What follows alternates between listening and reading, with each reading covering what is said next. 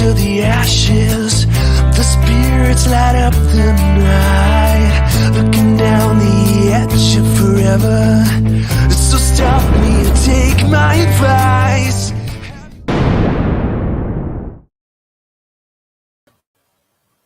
Welcome back. Part 2 of the Mount St. Helens show. But, obviously, hello, everyone. Hi, everybody. David, Howdy do. Sandy, Tate's back, and we're going to get to you Hello, too, hello. Tate. Here. We haven't forgotten about. Is Paul Excuse around? me, anybody? Yeah, Is- no, it's been. Is Did everybody get Paul- a snack? And everybody got a snack or something? I did not get a snack, but I'll probably get one later. Oh, okay. You look hungry, Tate. That's all good. Yeah, no, I thought part 1 was really super interesting. A lot of new information, and so I would imagine let's start with John on this part 2. And I don't know anything about you, John. I had your thing up, and now I've taken it down accidentally. That's just as well. So yeah, go ahead and quickly explain who you are and why you're into this topic. Well, I'm me, John Andrews. I've been at this for about 65 years and started as a Boy Scout and with my Boy Scout magazine talking about the Northern California experience. And I immediately knew it was real. It didn't take me any time to go back and have to go through a long analytical process about this. So, I'd taken Bob Titmus on one of his last trips up into British Columbia to meet with some of the tribal members up there. And we spent several days out, and he told me some fascinating tales. I've also been out with Jeff Meldrum and John Mayenzinski. And, oh, come on, help me out, David. Bob Gimlin, obviously.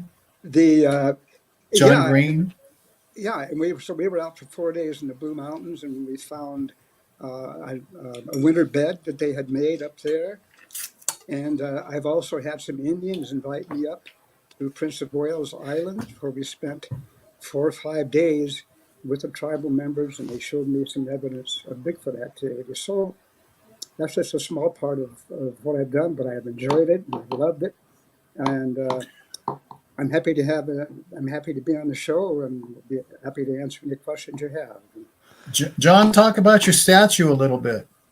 Well, I've got it right here, and I've been working for about 6 years, believe it or not, on about an 18-foot high wax effigy of a Bigfoot, trying to incorporate all the anatomical features we've discovered over the years into it, with the idea of mass producing it and making it, I hope, the best Bigfoot figure, most realistic one around, and having an educational brochure with it. I think the idea here is to put it out at a cheap price, several $100s, for the public to be able to use. But anyway, if you want me, it doesn't matter. I've got the figure here, and I can give you. We'd love to see it. Let me see what we can do with this. Okay, I won't be able to see this, but this is my figure. Oh, gee, that is something. That's Wow. incredible. And I'll give you the back view here. I try to get everything into this. Okay, here's my back view. Wow. It's beautiful. And I've incorporated everything I can think into this, trying to get the balance right, get the double ball of the foot.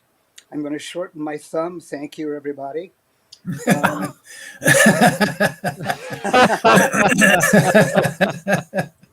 don't have any butt prints or have one that stared at me for over an hour in the woods, but I think this is going to be, I hope, one of the best figures available, and it's big enough to, I think, be impressive for people who would like it. And so we're going to try to 3D print this and get it out to the public. So that'll give you an idea of. Wow, that's beautiful, John. Of the Bigfoot as an age. So at that end, I can add something worthwhile to it. The only one story I'll tell, which was interesting, nothing like yours, but on the Mountain Loop Highway in central Washington here, some friends and I went on a hike into an area that took us 2 hours off the trail. to where there'd been some activity. I had two biologists with me who were very skeptical. And we get to this camp area, and we're out there camping at night, and 12 o'clock, 1 o'clock in the morning, my friend is camping out away from where we were camping out toward this little lake, when suddenly he hears something coming up to him, and he can feel it in the earth, walks up to him, stands over his tent, and he had all kinds of words we can't use on this about how he felt when doing it. And then it left, and he thinks it went up and looked at his pack. He could hear it rustling with the pack. We were up in the woods, and what had happened was earlier I had gone out and put out a wood knock. Got a tree with a dead bark. It was in a meadow. I put out a knock. My two friends were there, and within moments we had a call that came from well over a mile away, and we all agreed it certainly was not a coyote, it wasn't a wolf, it wasn't anything that they knew about. So we went to bed, and unknown to me, until a couple of days later, this happened. The Bigfoot came into the camp that night, went over in front of my friend's tent, and then he went back evidently to the same tree I'd put my wood knock out on, and either he used my stick or something else. I'd left the stick up there by the tree and put out wood knocks on the tree, and then he left. And I didn't hear it. I slept through it. And my friends were accusing me of going out and have done that without telling them. So, and as we were breaking camp, there was wood that had been stored there by some group. And as I put my arms under a fern, there were some skulls, plastic human skulls. Evidently, it was an area where they were doing sorcery or some kind of witchcraft. And I'm just wondering if that wasn't associated with the Bigfoot activity in the area. So that's one of my little short dramas that I can talk about. That's kind of strange. Now you've got a track. We've got a track. It's a condensed compilation, I believe, David. Yes, yeah, it's track number 17. And it's a whole series of calls, and I've told John over and over, he can attest to this, that I think it's probably the best collection of long distance calls ever recorded. Well, why don't we play them? And John, you can narrate, and we can always back the clip up a bit then. Sure. This would be in an area between Index. We're in the company of John Andrews. Just a quick question, guys. Can you hear this? I just want to verify. Yeah, go ahead. Yes. I think it'll be pretty self-explanatory. Nobody I'll up step in when there. I have to. And all the frogs are completely quiet. Frogs just Okay. croaking It's kind of an overcast night, last night. very still. Still no breeze. Okay, good.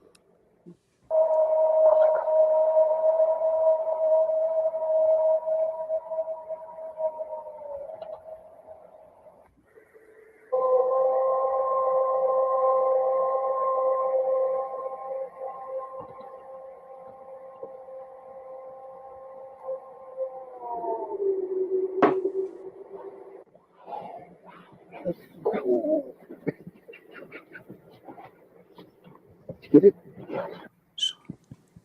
Vocalizations occurred around 1 o'clock in the morning, and we also heard what sounded like two children chattering back and forth or yelling at each other. As well as a couple of low moans. Low moan.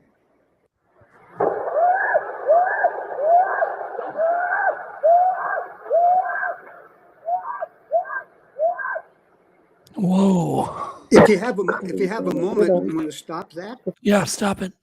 Okay. I don't know of anybody else who may have heard something like this, but again, this is all in a sequence. Those calls you're hearing earlier are well over a mile away, where you've heard other calls come from the same mountainside. This particular one was much closer to us. Our only take on that was probably a juvenile that had come in much closer with that barking sound. And then we can go back to the other calls as well. But I haven't heard this if you have heard anything else like that. Real kind of quickly, audio. Tate, go ahead. hey John, what year was this recorded in? Oh my gosh, that's been about 12 years, at least 12 years ago. I don't have the dates in front of me, but it was some time ago. John, I think it was 2002. I think it's more like 20 years. Oh wow.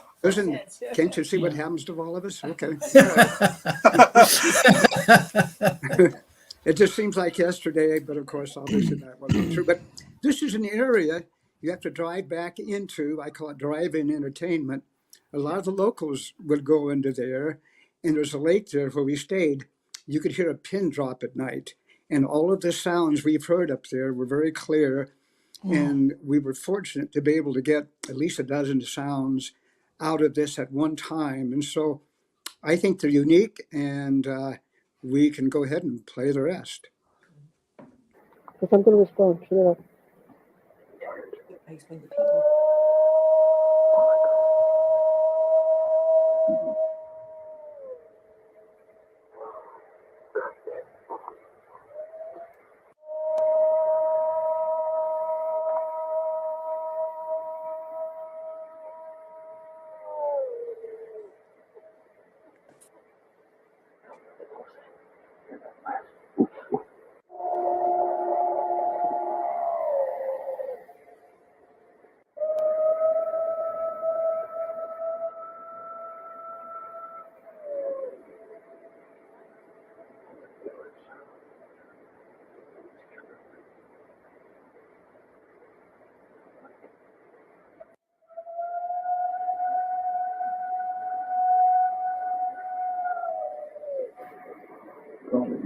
They're communicating with us. So,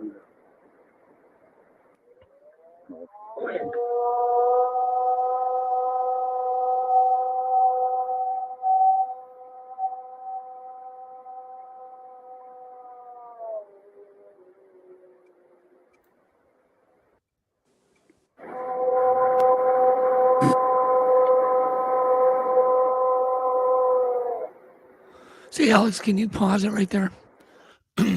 So, John, this was to you like a drive-in theater. You guys could go to this spot and people could hear these kind of calls. Well, I wish it was a regular performance. And of course, we don't know that. But Right. I've probably been up there 30 times if I've been up once, and we've had Gotcha. other things happen as well. We try to keep it, this area away from the public, but it's a pretty well-known spot by the local people. The most interesting thing about the last part of that recording that might not have has shown up is that after that series of calls, we had two others, and on both occasions, and there was no cars, you couldn't hear anything traveling. It went well down the valley at a lower elevation, put out a call, and another 5 or 10 minute interval, it was much further away and put out another call. And that convinced me more than anything that it had to be our Bigfoot, because there was no sound of vehicles that you would have heard transporting somebody down that hill, down that area. And so they continued on. And by the way, NIDS, if you've heard of the National Institute of Discovery Science. Yep. Bob Bigelow. Thought this was a good enough recording that they did a complete sound analysis of this particular sequence of events. Jeez. And also something later on, I've got on a single tape, not only this, I've got rock knocks, we've got 2 series of wood knocks, we've got a fellow who puts out a call and immediately you can hear an answer go on. And then you can hear we got one where a tree falls down. All of these are on a single little DVD. If there's any future interest in wanting to analyze with me those, I'd be more than glad to play them for you. Oh, cool. So, Alex, do you want to continue the audio compilation? Yeah, sure.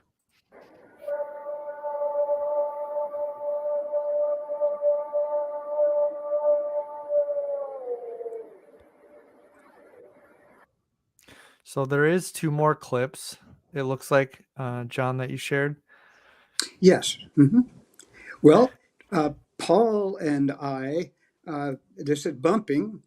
We thought that might be the theme, but at Bumping Lake, where I've spent 5 or 6 times. And on one occasion, when Paul and I were up there at night, Paul can explain this. I don't want to steal his show, but he'd been out at the road listening, and for several minutes there were calls going on. We were back at the campfire. He gave up and came back and got us, and we went back out there. And I was lucky to have brought my tape recorder, and we were able to tape some pretty amazing calls that don't go on that long, but I think they're interesting in themselves. And I think we can go ahead and David Ellis cleaned them up for me and took out some of the colorful language. During the time it was going on, we were excited, obviously. And so if you want to, we could play that one. Actually, I think that's in Paul's queue, and I'm not sure which one it is. It's either 2 cabin camp or 10 dB boost. If Paul's around, he can maybe tell us which one. Paul, are you here? Did he ever get back to you, Alex? He was here before. You muted, Alex. He did not. Oh, okay. The only other thing I might mention about the call that David has mentioned is up at the same camp where I've had pebbles thrown on my tent. This particular one that might not be appreciated so much, but was one night we were sleeping and I slept through this, and you can hear something approaching my tent. You can hear it hit it very loudly, and then you can hear it as it recedes in the distance as it leaves. Alex, that would be clip 18. Got it. Here we go.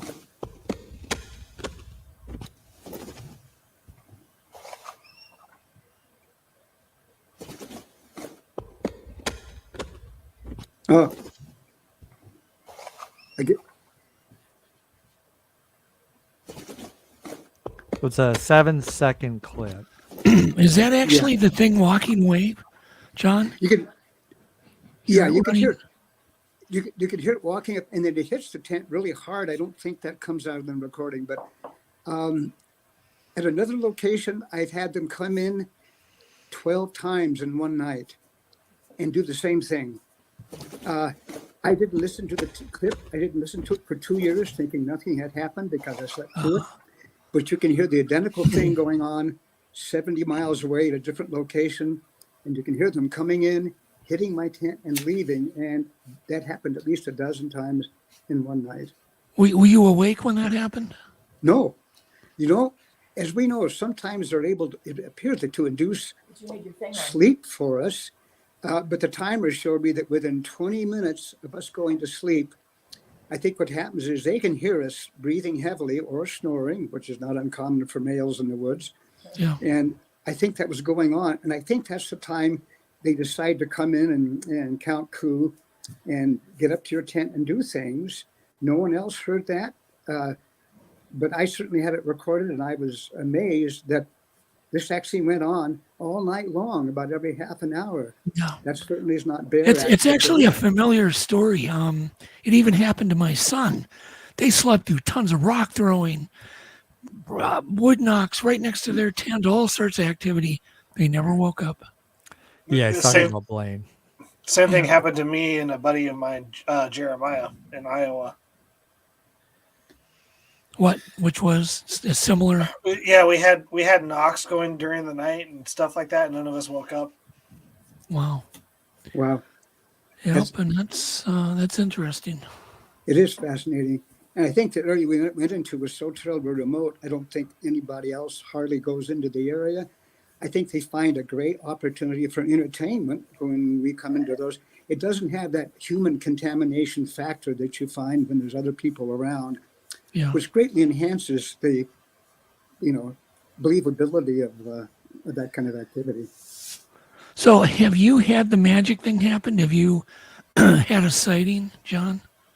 No, if I did, I would have been the first one to mention it.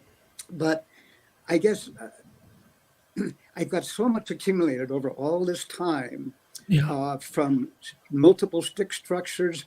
I've got one cut off that I brought back with me that's twisted. The calls, history from the Indians. that I had visited with on 2 occasions up in British Columbia about the clamming areas along the beach, which are the Bigfoots and which are theirs, and why they don't go to those areas. I've had Igor Burtsev stay with me for a couple of nights.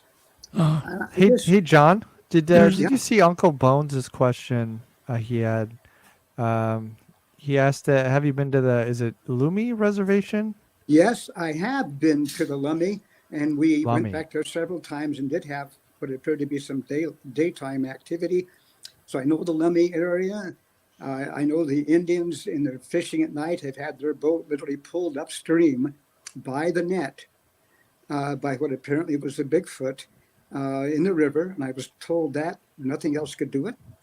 I've also seen where they mashed in a trailer at about the 9 or 10 foot level, very tall trailer, where you can see the claw marks on the side. So, yeah, I know the Lummi Reservation a little bit. Super interesting. Thank you, John, too.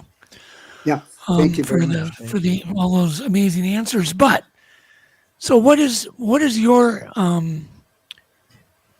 elevator pitch? You meet somebody in the elevator, and you're talking about Bigfoot, and the guy goes, "How do you know they're real?" What do you tell them, John? Well, you know what?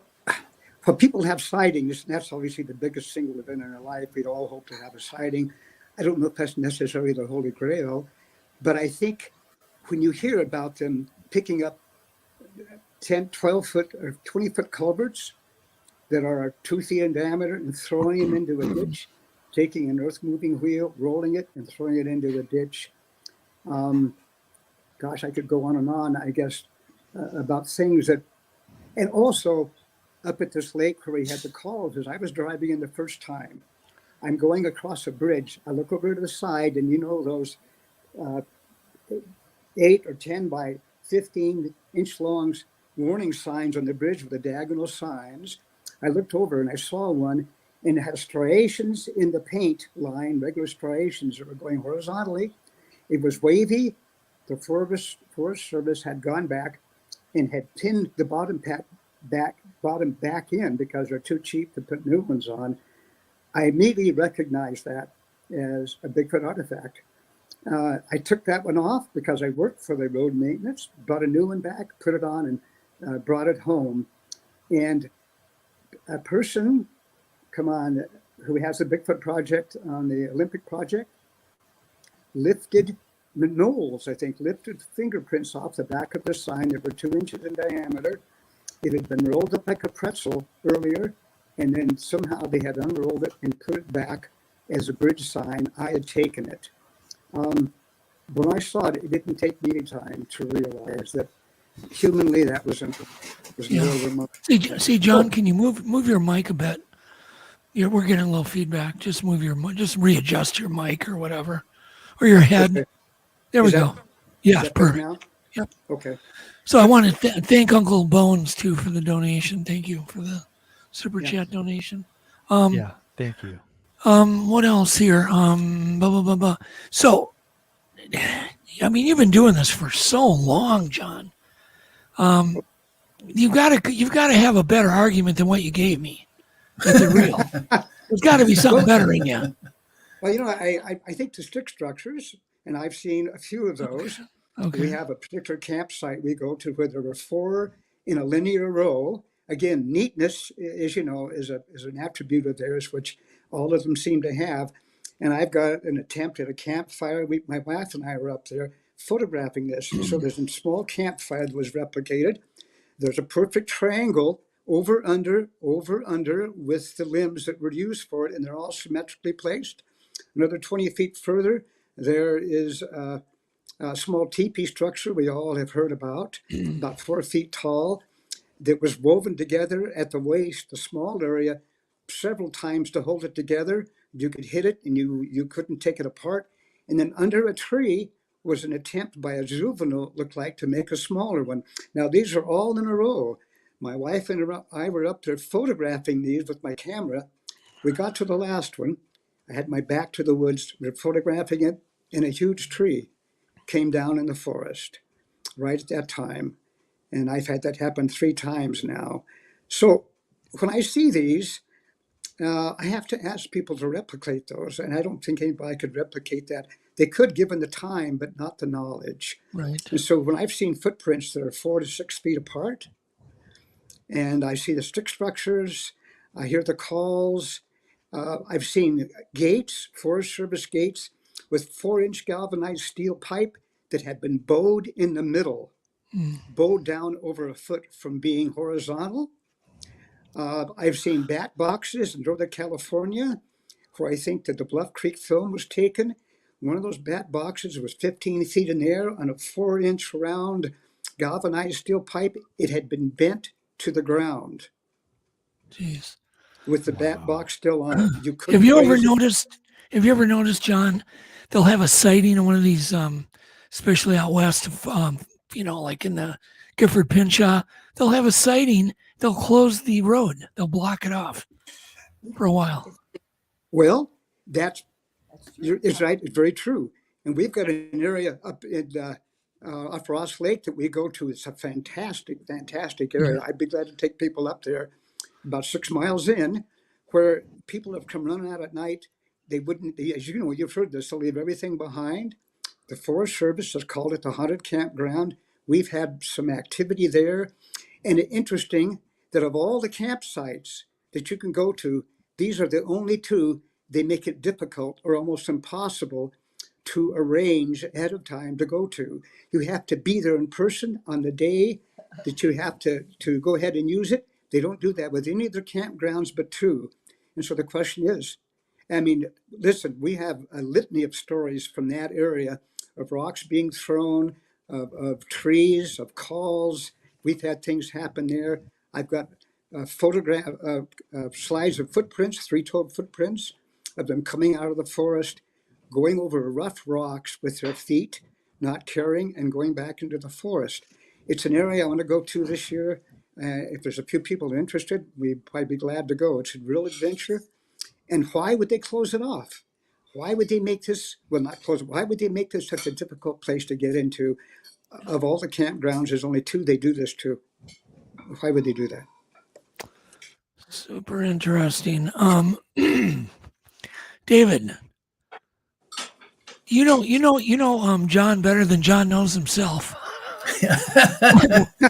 What is John leaving out? What's John leaving out? He's holding back.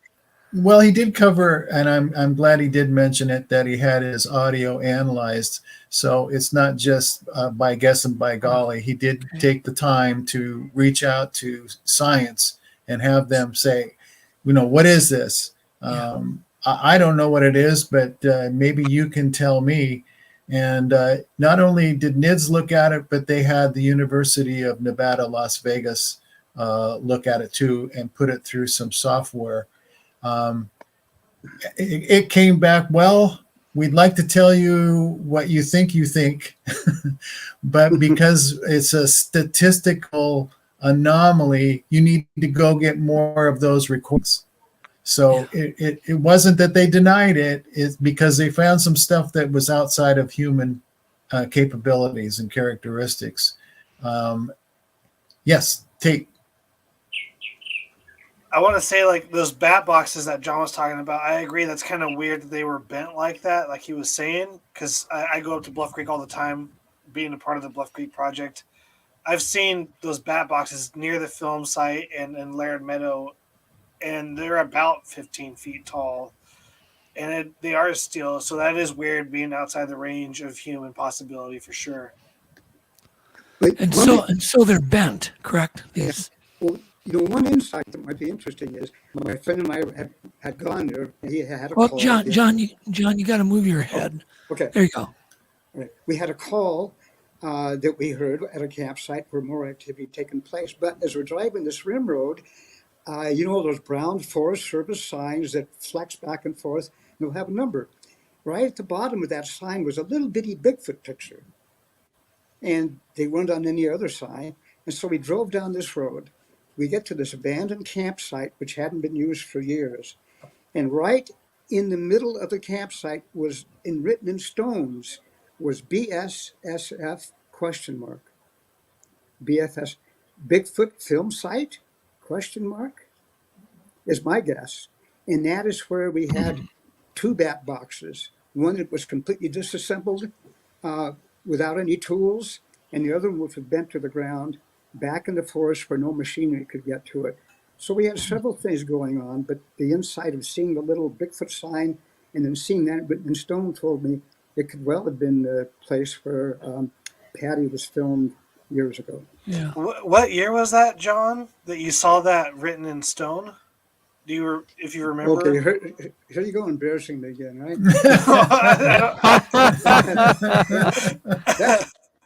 that was well after my trip where we had all the sounds recorded. I'm going to guess at least 15 years. 25? 15 to 20 years ago. But it's been some time ago. So, sure sorry, because you said it was funny. It was like it was written in stone, and there was a question mark if that was the Bigfoot film site, right? Yeah. The Bluff Creek Project didn't rediscover the site until 2011, so I didn't know if it was before 2011 or not. Yeah, I don't know that. I just saw the question mark on it, and it was along Bluff Creek where we spent the night. Nothing happened, but so it could have been potentially. It could have been the site. It looked like the site had been abandoned for 4 or 5 years, and it looked like the stones, which has some duff on them, had probably been there for several years as well. It certainly wasn't a recent little sign that was at the abandoned campground. So, okay, cool. Thank you. So what's your take on Bob Gimlin, John? You must have gotten to know him. I got to hang out with him too. So yeah, I got to know him. I've got the cast of the Patty print from him. He is one of the, between he and Bindernagel, I don't know who's more of a gentleman. Yeah. They're a gentleman. He's genuine. I'm glad now he's finally got his due after all these years of criticism. He loves to be out in the public eye to a certain point. I've camped with him. You couldn't ask for a more honest, believable person in the world. Yeah. That's my take on him. And of course, for those that don't know, Bob Gimlin was with Roger Patterson when they got the PGF film, 1967 PGF film. Just Bob. I don't think I've ever met anybody as honest and forthright and just a really upstanding person. Yeah, he was.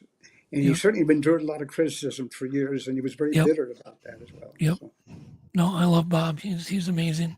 So so what we can do, excuse me, I'm losing my voice. It's terrible. So what we can do is kind of do more of an open forum at this point. Paul did not show up, correct? Paul, are you there? I don't think Paul's there. He's not. Do we have anybody new joining us? No one in the back room. Good. Okay, so what we're going to do now is we're just going to have an open chat about Bigfoot. Whatever you guys want to talk about. Tristan, everybody can kind of sync, and we'll try to moderate it. Just go ahead. I sent Alex a thermal video that I obtained in 2016. It was in Southern California, and then on the topic that we're talking about, I sent him the link to the documentary I made in the Bumping Lake area with Tristan. Very cool. Do you want to get into that? Let's it's whatever you guys want to do. It's up to you guys. No, it's great. It's great. We got plenty of time. Okay. Someone else can jump in, but I try to analyze. No, go ahead. Go ahead, talk, John. Yeah, you go ahead, John. I see something on the screen. What is this? Or this is a thermal video I obtained in 2016 of October, Southern California. It was just outside of Santa Clarita, actually Gorman, California, off the 5 highway. This is where this was obtained. It was myself and a good friend of mine, Austin. We were in this area that Cliff Berkman and Matt Moneymaker referred us to go, actually. And we were kind of out there setting up camp, and we actually didn't go out squatching or looking for Bigfoot until maybe 9 o'clock at night. And so we kind of go down this trail, and I do a couple wood knocks. The the wood knocks didn't really travel that good. So I do a whoop in one direction and a whoop in another direction, and then I heard a response back, which prompted me to go back to this little spot that I saw earlier and take this video. And you can kind of see something in the background, and it stands up right there on the edge of that ridge.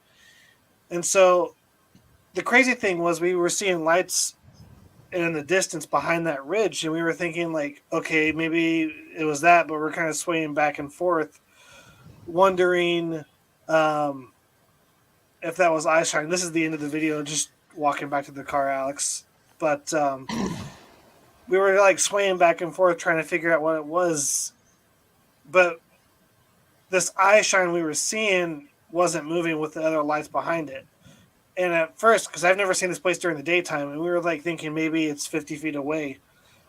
And it wasn't until the next day we went back and were like, oh, that's way further away than we thought. And the unit that I was using to film it on was a FLIR Scout TK, which is about 100 yards, 300 feet. And it was just out of range of that. So it's your classic blob squatch video, but there was nobody around us. Nobody could get past us without us hearing them.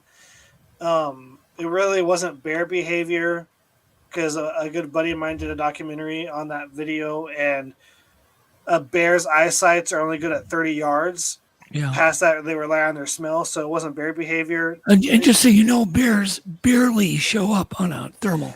Exactly. And then it definitely wasn't deer behavior, and there was a lot of hunters that day. So that's what struck me. There was so many deer. And the other thing, it wasn't mountain lion behavior either, because it just, and this thing, and you saw in the video, it actually stands up vertically. Yeah, it looks upright. It's weird. And if it was a person, I can't believe it was, because people's eyes don't shine with reflection. We actually had headlamps on too, so that's the reason we were seeing eye reflection. So it was really weird. And that with the vocal that I heard beforehand, it's hard to say, but in my opinion, I'd like to believe it's Bigfoot. It adds up to that, but obviously you can't say 100% for sure. That's where the signs point to. Yeah, thermal cameras have been a big boom, and they're going to get better and cheaper and better and cheaper. Exactly. Plus, they're coming out with so many cameras with these very high ISOs that see in total darkness. Oh yeah. With zoom lenses. And this whole mystery's got to get busted wide open soon. It was funny. It was funny because that was like my very first time using a thermal camera. And like I've heard from other people, like it's always seems to be when people get footage is their first time using a thermal imager. Because when I was filming it, I couldn't see it.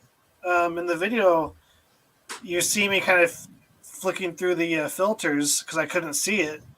And I put the camera down because I could see with my headlamp the eye shine, and I bring it back up and I film it. My buddy does a couple of calls.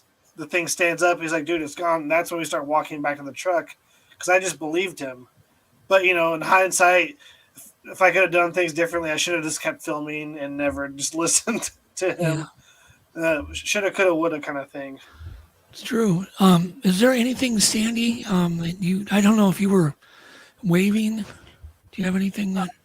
I wasn't waving, but gosh, I think I would be interested in talking a little bit more about communication, their communication style, and what people have experienced and the types of communication other than the yells and the screams. Right.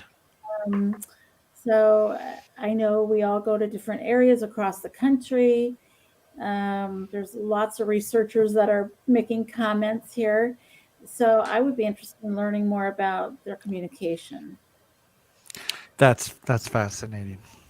And in your course, you're referring to Bigfoot's communication with us or ours with them? Well, between each other.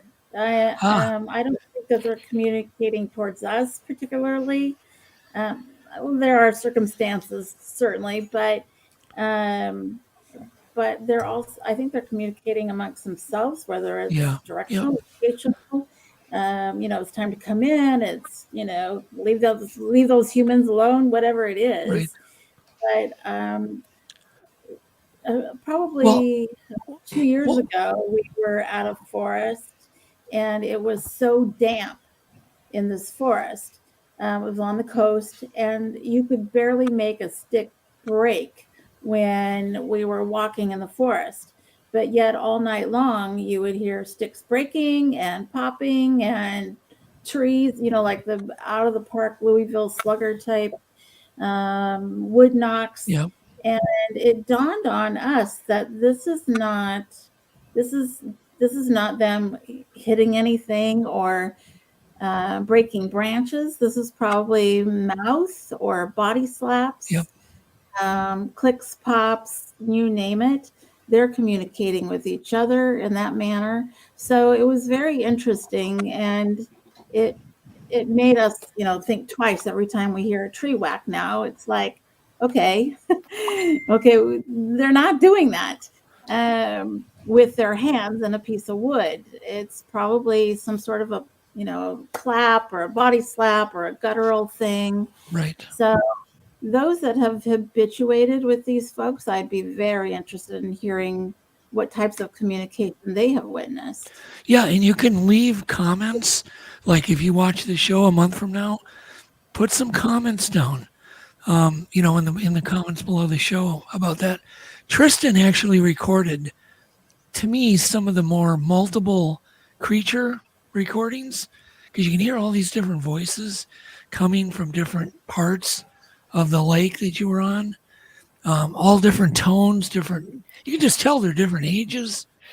Did you happen to pin down some time code on that part of that tape, Tristan? Well, I was going to say, I did send Alex an updated file of that, so he could probably play it whenever he wants to. Let's do that, because it ties into what Sandy was saying. Yeah, and then I can talk about it too. While you're all right. it. Yep, I'm working on pulling it up here. So this should be the good one. Yeah, what can go wrong on a live show, Tristan? Right? Yeah, and I would like to remind our audience, this is not a typical Untold radio show. This is kind of a free-for-all that we're having on part 2. And I sent Alex a bunch of audio too. It's like he has a bunch of my audio on there. Yeah, so. he's got a ton of goodies. I sent him a bunch. Oh, good. Well, let's hear some. Okay, so it's it's loading in, of course. All right, here we go.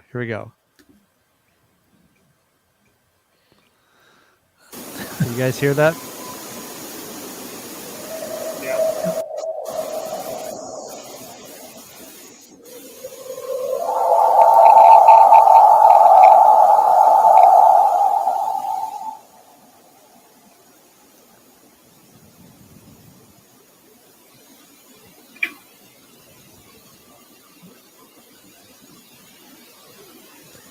Just what we just.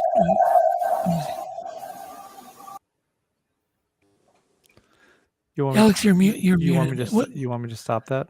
Well, yeah. Was that the end? Is there a lot more? There's 16 minutes. Okay. That's the start of it, basically. So I just want to. So this version is a cut up version. It's actually the full file is like 30 minutes long, but I try to cut out the parts with my mother and I talking. Yeah. So this version just has the vocals basically in it. Okay. And this is an amplified version too, so you get to hear them. But I would imagine in person you heard it louder than this. Oh God, yeah. The recording doesn't even do it like the original recording doesn't do it justice. Like what Sandy was saying with her vocals, incredibly loud in person, like just unbelievable. The vocals when you hear it unedited or anything, it sounds amazing. But to hear that in person would be even just more. Yeah, it's ridiculous, incredible. Yeah. Well, let's continue on until we get bored. Go ahead, Alex.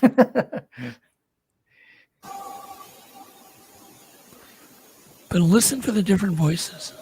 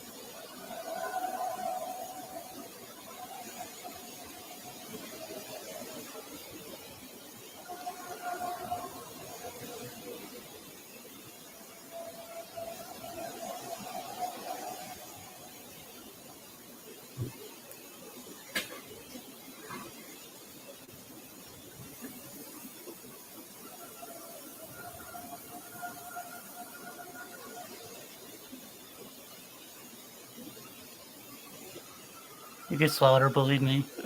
Yeah. Can we get to that quicker? Maybe scrub that a little, maybe a few seconds, but I try to get to them as quick as So I what I could. would do, Alex, what I do is hunt for it, and then I go back and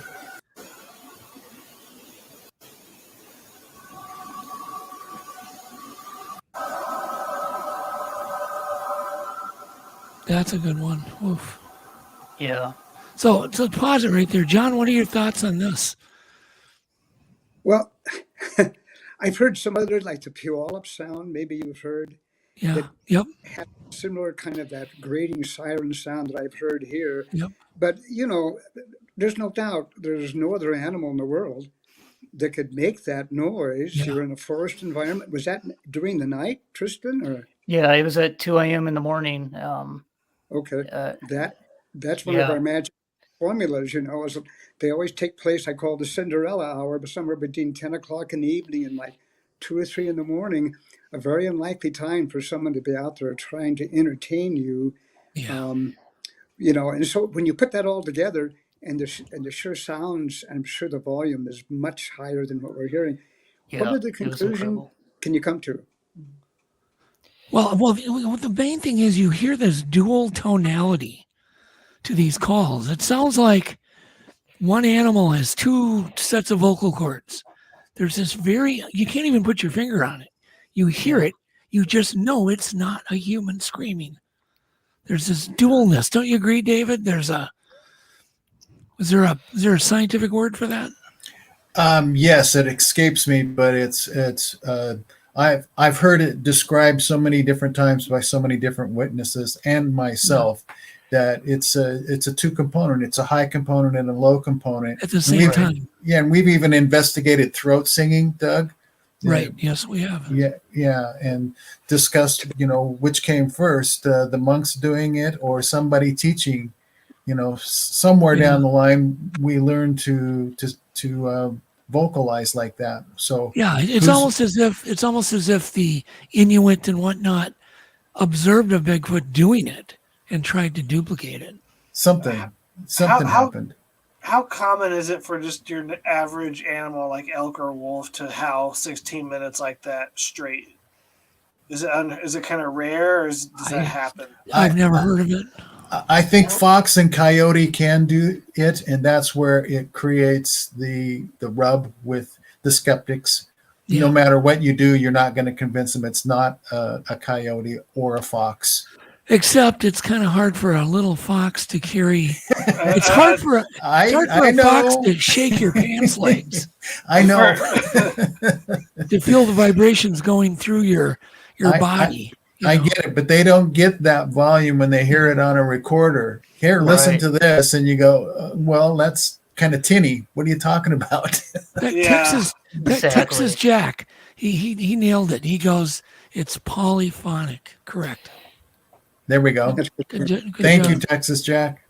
Yeah, good job. Okay, let's play more. Go ahead. So I have a quick question. What do you guys make of like the tinny sounds that they make, or sonar sounds that you hear in the forest? Yeah, and even metallic. The metal sounds. Even these very, very brassy sounds too. Mm-hmm. The horn vocal. Horn vocals, yeah. I've heard people like saying they've heard like car doors shutting kind of sounds before. Oh yeah, like mimicking. And the doors are locked. That's so weird. Alex, can you play clip 19? What was John saying? Yeah, sure. So clip 19. This is it's something. No, it's mine. It's something trying to get into my car. A car lock snuffling. Yep. Clip 19. Okay, sure. Here goes. Then we'll get back to you, Tristan. It's all good. Okay, you missed the car.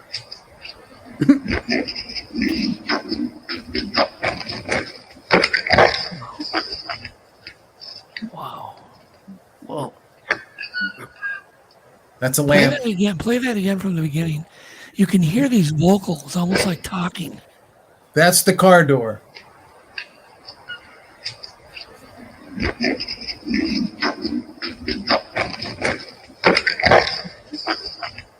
It did that 2 feet above my head. That's Wow. so David. So David, so that's kind of mumbling. Yeah. Yeah. It's like mumbling. Call it percussive voice. Wow. Yeah, so play that percussive voice again and tell me What, what is that other like animal can do this. Is that a whistle at the end? No, let me set the story up just briefly here. So I'm in my tent with the audio recorder going, and I listened to this. I had my car maybe 15 feet away, and it was locked. Thank goodness. Something attempts to open the locked door, and it slips out of their hand, and you can hear the loud clicking noise. And then it steps over to my tent and grabs the tent fly and starts snuffling and doing this vocalization stuff, which I've now come to claim as a category that I call percussive voice. And just so you know, David, snuffling is not a word. Okay. I created it. It's a word now. It is. Hashtag snuffling. Were you awake during that time? I certainly was. Okay, play this percussive voice. Everybody be quiet. Play that talking.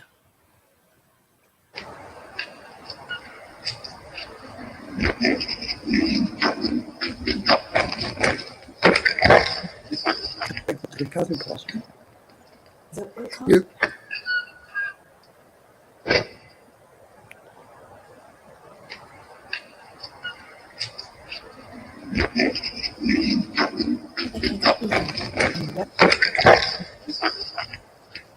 That sounds like a big male. So take that metallic sound that you're hearing. We had a camp lantern on a spike on a pole, and it batted that lantern. And that's why it's squeaking. It kind of sounds like like a rusted swing set. Yeah. Right, And that's That's what it sounded like. yeah. The lamp was on the spike. It's so And- weird. well, you know, David, sometime we should play the one that I think is the Almasti. Or the Say, John, you got to move your head. Okay. You're freaking your mic out. Okay, David has a recording I found online from a Russian farmer in the Urals that goes on for 5 minutes. It's one of the best recordings I've ever heard. It was a feeding station, and this Almasti or Neanderthal was coming in to take the food. And this is a 5-minute, very clear recording of some of those percussive noises you've heard.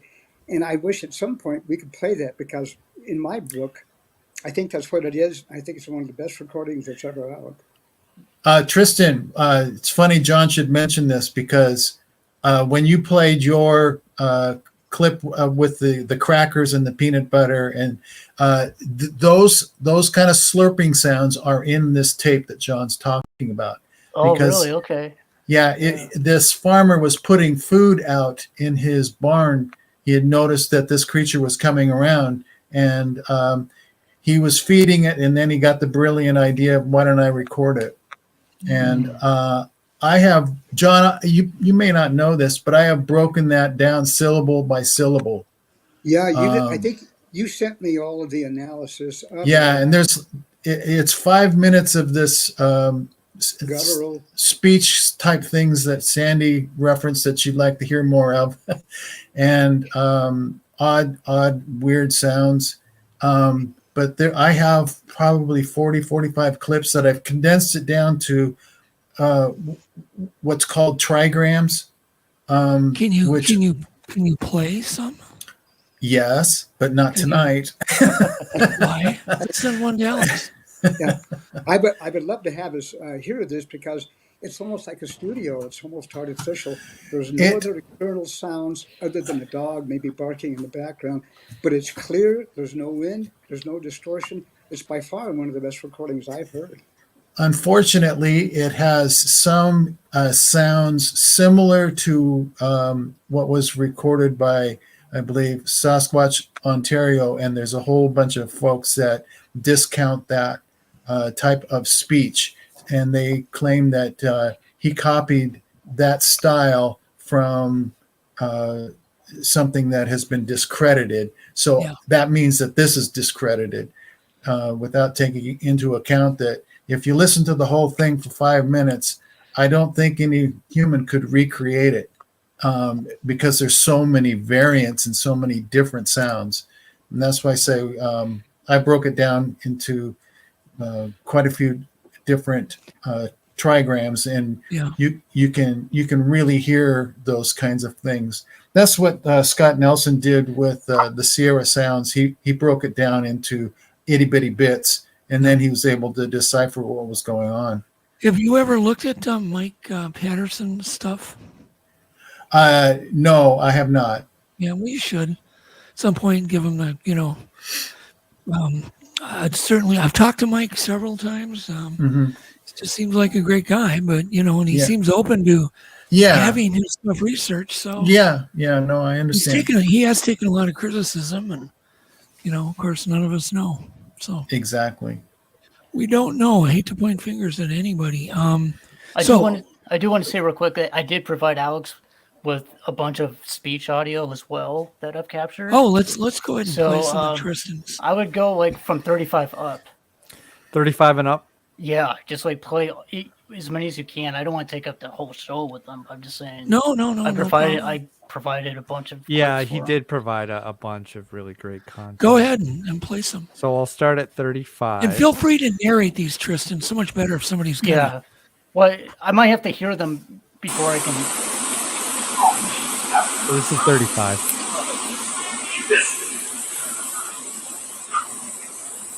Play that one again.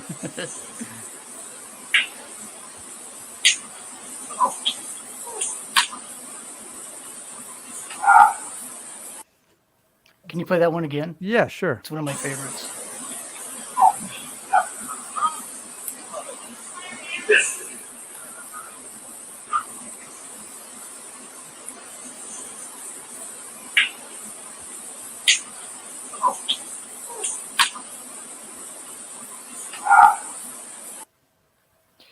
So I captured that at one of our campouts with Sandy, and this was behind our tent up on this hill, which is pretty forested, and there's no campers behind us back there.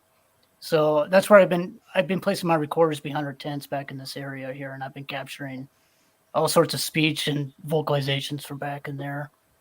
So yeah, and none of us heard that in person. Though it's all captured on audio. Wow. Yeah. Did you want me to play the next clip? Yeah, if you Yeah, can, like I'll yeah, just keep going if you can. Yeah.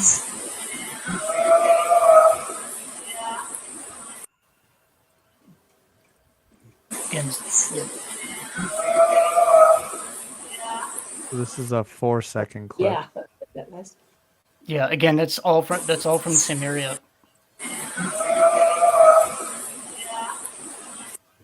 It's a bit metallic-y. Yeah. Well, I use a Tascam. For those, I use a Tascam, and I don't have a foam thing over the speakers, so maybe the speakers kind of. No, get a I metallic sound. meant it's a metallic trait of the vocalizations. Oh, okay. Yep.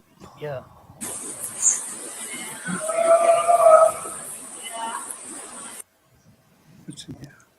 Here's the next clip.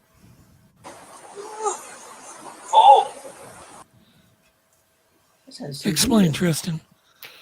Well, again, these are all going on behind our tent in the forest, and Oh, so there were no people awake even.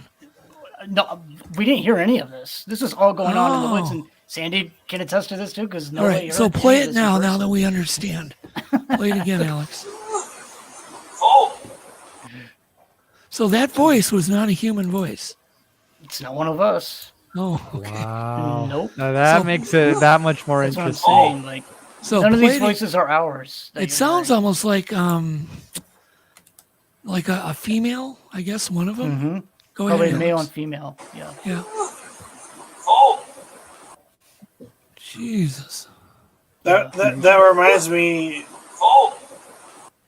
That reminds me of some audio my buddy of mine got in Bluff Creek that he was recording himself and messing up this not an outtake, but he was kind of recording himself messing it up. and then he didn't hear it, but he played the audio or the video back, and he heard this like yell that the camera mic picked up for some reason, but he didn't hear it. Kind of what. Right. That's what that reminds me of. You're not being able to hear it, but the camera. You're talking about it like in what do they call them? EVPs, electronic voice print. Yeah, it's something weird like that. So that's good. I want to hear this one more time. It just sounds. David, what are your thoughts on this recording? Very interesting. Obviously, I hear a couple of different voices. I hear a male, it sounds like, and maybe a juvenile. Okay, can you take these and spectrogram them and determine they are not human? By the magical possibly. math? By the magical math? I can compare it to human, and then you can draw a conclusion just like I can, but probably, yeah. Okay, play it again.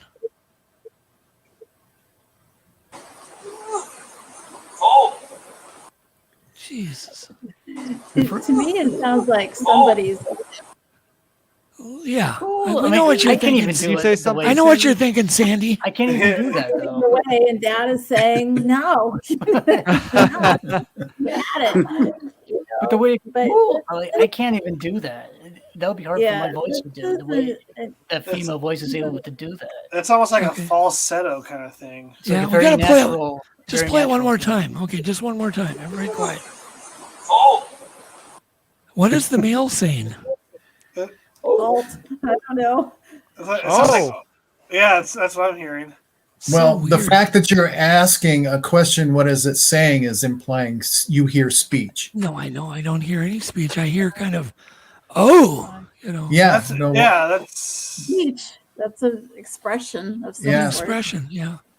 Yeah. All right, let's move on. More. This is an area that's really, when we're camping out there, we're asking them to come in, though, all the time. Right. I mean, we are focused on the forest people. That's what I call them. And we are drumming. We are having fun. We set up interactive games with them out there. They do come into camp. They've been seen in camp. They play with our games. And touch our vehicles. Touch vehicles, handprints, and we get these great recordings when we all go to bed, and sometimes we don't hear a thing. Have you gotten the big white type handprints on your car? I've gotten the white fingerprints, not the whole handprint, but I've had fingerprints like white ones on our truck. Yeah, that kind of thing. Yeah. So that oil that you've been talking about, that wax. That same kind of thing, man. Yep, and by fall we'll have all the answers on that. I have something interesting to share too. I sent it to Alex. Tristan was there. Remember when I was filming with the drone? I think California, was it California camp or Rock? It was Rock Camp. It was Rock Camp. Yeah. And then it was like later in the month, Paul sent me a picture. He's like, "Hey, what's that?" Right. I put it in the episode. If you want to play it, Alex, I have the timestamp if you want to. Yeah. So that's the video you sent me that's up on YouTube. Yeah, the link. It's timestamp. It's 26 minutes 36 seconds. Sorry, did you say 26 minutes 36 seconds? Yeah, that's the timestamp. Okay, got it. So before you play it exactly, there was a member in our party, Steven, who earlier before the sunset heard something walking away, and then myself, some other people, Tristan and I went with Paul to see what was going on. And he said he heard something, he saw something kind of walking away. He didn't really see exactly what it was, but earlier before that happened, I was flying the drone, and I was just taking pictures and showing Paul because he thought it was really cool. And then later on, he sent me a picture. He's like, "Hey, what's this?" There's like a little black blob or something in the forest kind of behind us. And Paul was like saying, "That's where things have happened before. And there's like a little pond over there." And so maybe it could have been an elk. Maybe it could have been a deer. Who knows? But it's also weird that Tristan was saying they were having stuff happen in that same camp earlier too. So, well, can we play it? Can we play this thing right here? Yeah. What we're doing. What startled Stephen and then ran away? Was it an elk or bear? Perhaps a deer? The fact that there was a salt lick nearby when Stephen saw what he saw makes it more likely that it was some type of ungulate. But something interesting did happen. These photos of Rock Camp, taken by Tate, seemingly show the camp itself. But noticed by Paul Graves, there seems to be a creature lurking about. Was it the same creature that spooked Stephen? Difficult to say. And what about the second opinion? So yeah, on the you can hair? stop it there, Alex. We ventured back to the NABC. Interesting. So it was weird. I don't know if there was something there.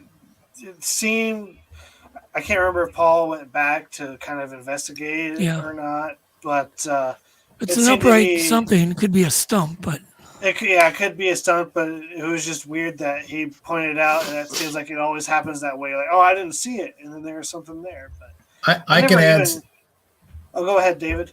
Yeah, I'm sorry to interrupt. I can add something to this. My wife was a witness to something at this particular camping location. Two eyes about 8 feet off the ground peeked out from behind a tree after somebody did a wood knock, and she saw that. And then another circumstance, I was with a gentleman that had a flare.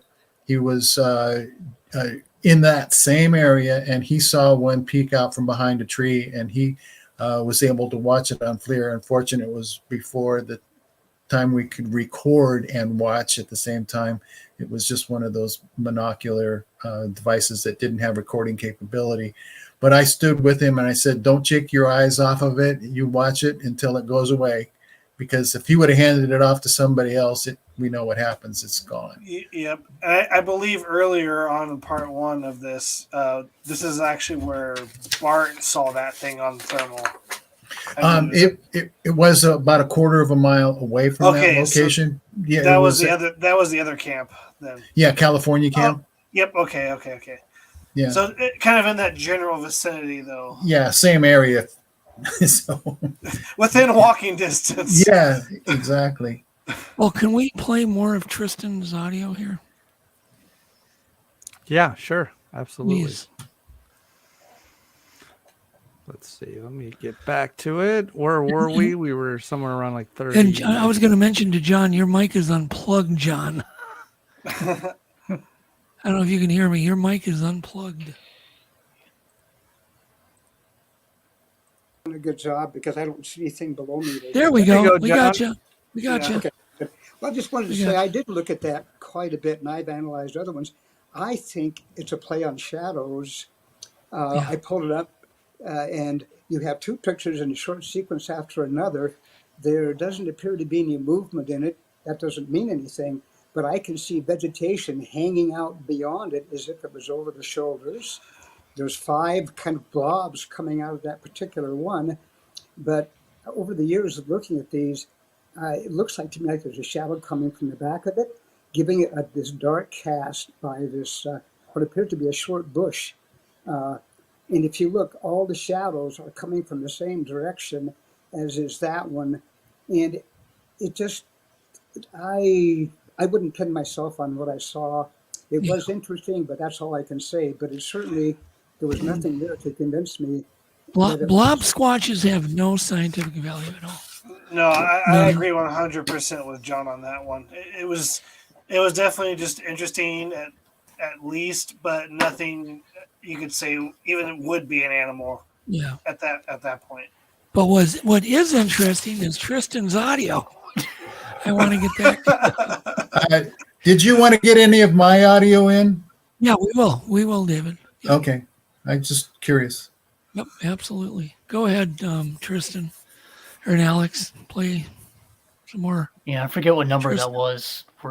It's in the 30s there. So you're muted, Alex. This is 39. Okay.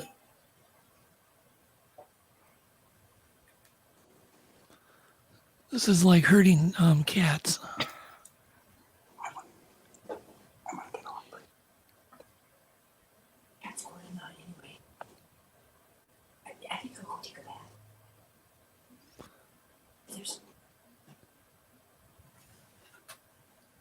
Is it playing?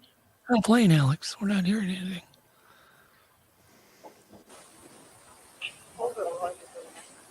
Oh, there you go. That was a real quick one.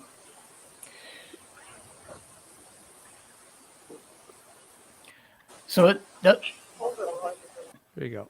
Go ahead. That's just a female voice that we caught. It talks really fast. And then you hear like a possible rock clack afterward, and then there's like another smaller voice that pipes in towards the end there. But okay, it's just a real quick female voice, and I don't think it's one of us because it talks so fast. Yep. Well, this is the way to do it. Play it, then you tell us what it is. We'll rewind it. Okay. And listen to it again. Go ahead, Alex.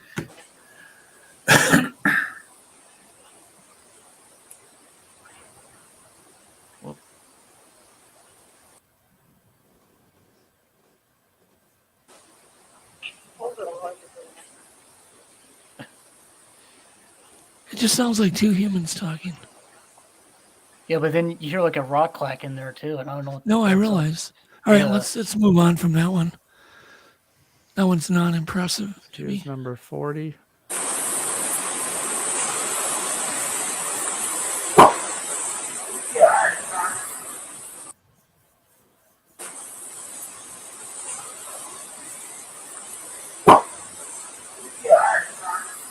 That's interesting. Wow. Yeah. I don't know what that bonk No. is. No, we don't know. It may have thrown a rock at the recorder. We've had that happen. They'll toss little pebbles and stuff at the recorder just to see what it'll do, you know. Go ahead, Alex. Is there another new one? Yeah. Yep. Let's keep them going.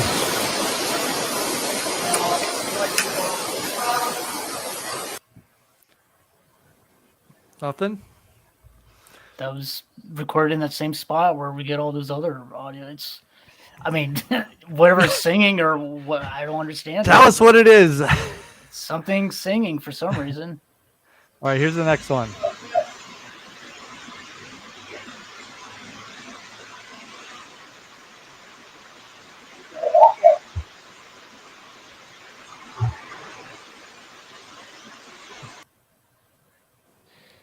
And also, I want to say, like, if these are Sasquatch, they might have their own. It might. I know this sounds different than like the Sierra sounds or something, but I mean, they might have a more of a human like tone to them, the way they talk, but you know, not so much like an apish kind of a thing. It might sound more like a human. Right, very different than David's door walker that had those really deep, you know, kind of barky vocals. Right. So it's David's that make yours seem so dull, Tristan. These, but the ones you read, I'm not claiming my stuff to be Sasquatch. No. I don't know. But do we have more of like some of the multiple voice communications long distance? Those are what really fascinate me. Well, I think most like the Ohio howl. No, well, he recorded there's 4 or 5 animals communicating from across the lake to each other. So just keep going, Alex. Another one.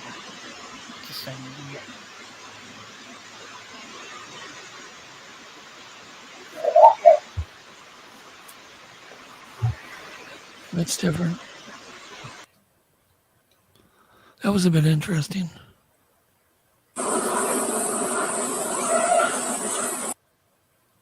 Okay, this is another thing. Oh, go ahead. We get these zipper sounding kind of sounds, and it's not a zipper of a tin. It's like something with, you know, it's coming from a mouth, and I've caught that a few times there at this place, and also at other places too. I've heard this zipper kind of a sound. That zipper sound, Jeremiah recorded that too, and he always brings that up to what you'd said. Nationally, it's a sound of interest. It's recorded all over North America. Monongahela introduced it to me sometime around 2010. I've got it recorded. Lots of folks have got it recorded, but cool. It is a one of those sounds that is being followed by numerous researchers. Cool. That Is it an imitation sound, David? Or No, it's like Tristan said. It's a very strange sound. It sounds like a zipper, but it's organic. It's not metallic. It's not Okay. like. Well, play it again so we can hear it now.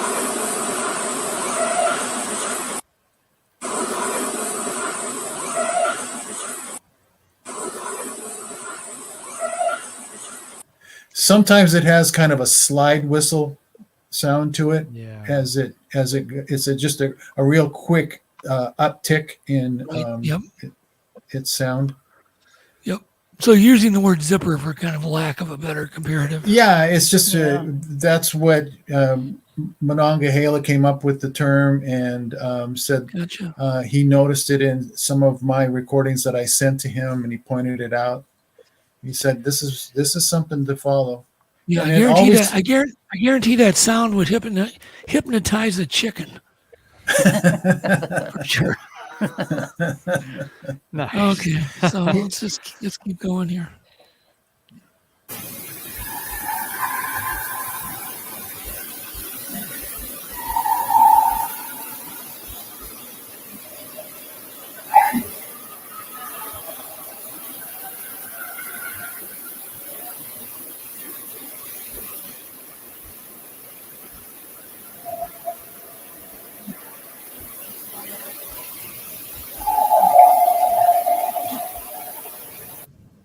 That was recorded behind our camp late at night. So I don't know. And I was awake. I heard that. I mean, I was awake when that happened. And you heard it? Oh, yeah. Yeah. Very interesting. And you're sure you weren't next to a campground with other people camping nearby, or not behind us? Yeah. I mean, if that was coming up behind us, nobody is. Yeah. I have, in that same link I sent you, Alex, I put some of Tristan's audio that he sent me. I think it's like 30 seconds of some really good of those long distant howls. I don't know if you wanted to play those or not. Yeah, those are really interesting. Can you say again? What did you send me? It's in the YouTube link that I sent you. They're of okay, that YouTube link. Okay. Yeah, yep. they're of Tristan's audio I put in there. Got it. It's at minute 6:02. 6:02 of that video. Yeah. All right, let me pull that up again. I don't know how loud it'll be because I don't know if I amplified the sound or not.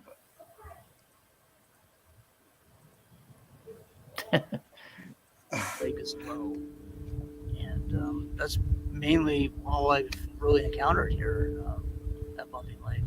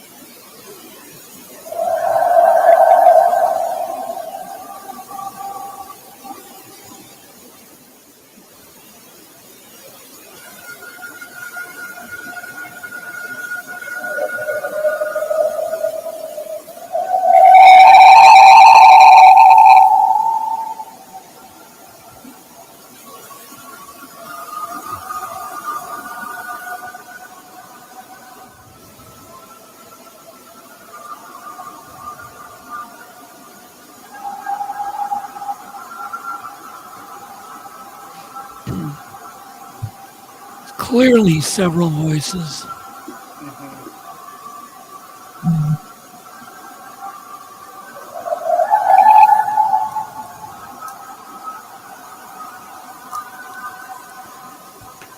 So what, John? Okay, pause it there. Is John still with us? No, John's gone somehow. Sandy, unmute your mic. And so what do you think they're doing, all these voices? Are they celebrating the good weather? Are they touching base with each other? Did they have a birth? Are they celebrating a birth of an animal? Or yeah, it could be all of the above. Who knows? I mean, we really don't know. those are the kinds of recordings or when we are out there and we hear that singing, that's what I call it. It's Yeah. like a chorus. And you could definitely know it's more than one individual. What they're doing, I don't know. Are they celebrating the solstice? Are they celebrating the rain season? Are they celebrating a kill? A kill, I yeah. Could be a birth. I don't know. There's so much we don't know about their culture that I would love to learn about. But that's why we keep going out there. Yeah. So I think this is all great information. It's important, and I wish we knew. Yeah. So what are your thoughts on that, David? What are they doing? What's the purpose of these courses? You're muted. Well, I'm in the same camp as Sandy. You know, we don't really know. We can speculate. It's obviously communication of some sort. The question for me is it a primitive type of communication, or is it a more advanced type of communication? Yeah. You know, what way could we look at this to determine if there's humanness to it, or if there's something that's maybe a little, I don't know, I don't want to say less than human, but a different path. Because I come from the camp that Sasquatch are Sasquatch. They're not apes, and they're not human. They're whatever Sasquatches are. And if we try to anthropomorphize too much, we get into trouble. So when we say it's singing, I agree with that. I have a whole category that I'm following that I call singing, because it's all over North America. It's not just here at Bumping or at this particular location. It's all over that this style or type of vocalization happens and is recorded. Well, I always try to go off my gut instinct. My gut instinct tells me they're celebrating nice weather, a kill. I was up at Snellgrove and we listened to it for 20 minutes. This celebratory woman singing, on the shore, and we're 500 miles from the nearest road. I mean, there was no chance it was people, and there was another language, and it was just this kind of had that polyphonic quality to it. And it was just going through all the notes, and it was just so happy. So, and no doubt they feel happiness and sadness. But didn't you get the feeling, Tristan, while you were listening to it, that there was joy? Yeah, joy. It's funny that you hear the male first, like the male vocalization, and then like these females possibly, and maybe juveniles all came in afterward. Yeah. It does sound like a joyous kind of a thing. And was the weather nice? Was the weather nice that day? Yes, it was. I was going to say this was taken in the middle of July of 2020, and it gets pretty hot up there in July. So it was pretty warm weather, and I can't remember the night conditions, whether it was clear or not, but it might have been. Clear. I mean, they might be celebrating the stars. We should all be taking note of those things. The weather, the temperature. We should be writing those down. Take note of, is it it's been really hot. Now it's nice and cool and comfortable. Oh, was that the year of the fire? I think that was 21. I think that was the year afterward that happened in 21. Okay. In 2020, I think it was fine, but 2021 was when. But we all need to get our ducks in a row and start documenting more, just kind of the ambient everything. The air temperature and notes, journalize it so we can remember these little nuanced things. Go ahead, Sandy. Can I just add something? We have some incredible audio from the Blue Mountains. And we're up high on a ridge. I think it's over, 6,000 feet or more. I don't remember. But we are sitting around the campfire. We're drumming. And as we're finishing drumming, we start hearing screams coming from the other side of this valley that we're on, ridge. And then you hear what sounds like a female. She starts calling. and he's screaming and she's calling and he's screaming and the back and forth. And then after this went on for 35 minutes, but somewhere in the middle of the recording, then you hear another possible male step up and start screaming, talking, whatever they're doing, communicating, and she gets quieter. And then the other one, the alpha male, starts screaming louder. And it's like, it reminded me like of mating when you actually listen to this entire 35 minutes of this vocals that are going on. But it was June. I don't know, if that was a mating season for them. I've heard that their gestation is anywhere between 10 and 12 months. But then you start tracking those kind of vocals and the possibility of a birth 10 to 12 months later on. It's possible that they are mating. They are making those kinds of calls. So it's very fascinating when you really start doing all of this audio capture. If you have the month, what season, what the weather was like, what was the moon phase, do all of that, because somewhere there's a story and there's a pattern in that documentation.